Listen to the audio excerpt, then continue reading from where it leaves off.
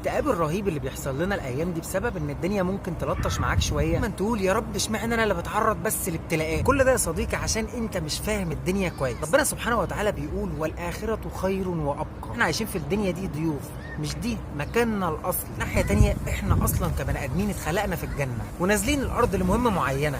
ربنا بيقول اني جاعل في الارض خليفه، يعني انت اصلا نازل الدنيا لمهمه معينه تقعد فيها 70 سنه 80 سنه وبعد كده هنرجع عليها تاني بامر الله. عشان كده دايما جواك شيء فطري كده ان الارض دي كوكب الارض كله مش بتاعنا، ده مش مكاننا، احنا هنا غرباء، احنا وطننا هناك ان شاء الله. ببساطه كده الدنيا عباره مضطر تعدي عليه عشان تروح الناحيه الثانيه، لازم تعدي بالاختبارات دي عشان تعدي الكوبري على خير. ان ربنا كان صعب عليه ان يخلينا في الدنيا كلنا مبسوطين ويجعل كل حاجه سهله كل حاجه متيسره، لكن والله بس الفسح والملاهي والحياه والنعيم والهنا كله هنلاقيه هناك في مكاننا الاصلي. انجح بس انت في الاختبار ده وعدي الكوبري بتاعك على خير. لو انت اتعاملت بالدنيا بالمنطلق ده صدقني والله العظيم استغرب ليه ربنا ضيقها عليك في بعض الاسباب.